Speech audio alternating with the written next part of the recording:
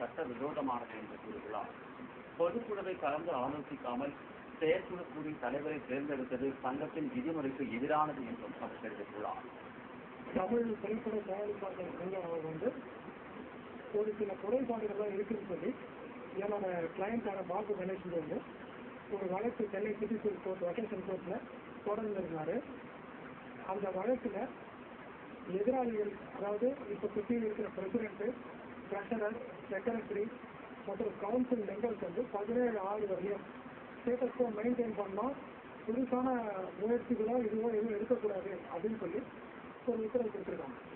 சங்கத்தில் உள்ள பெரிய தயாரிப்பாளர்களுக்கு தேர்தலில் 5 முதல் 6 வாக்குகள் அளிக்க உரிமை உள்ளதாகவும் சிறிய தயாரிப்பாளர்களுக்கு இந்த உரிமை இல்லை என்றும் அவர் கூறியுள்ளார்.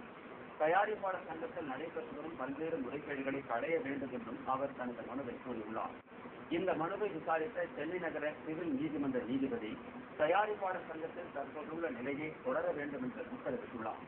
மேலும் S.A. சந்திரசேகர், தயாரிப்பாளர் சங்கத்தின் முன்னாள் தலைவர் ராமநாராயணன் ஆகியோர் இதுகுறித்து ஜூன் மாதம் 17ஆம் தேதிக்கு பதிலளிக்க வேண்டும் என்றும் நீதிபதி உத்தரவிட்டுள்ளார்.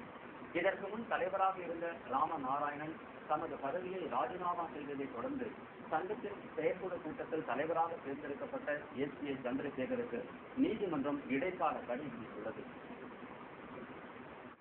ஏற்காட்டில் தொடங்கியுள்ள மலர் கண்காட்சியில்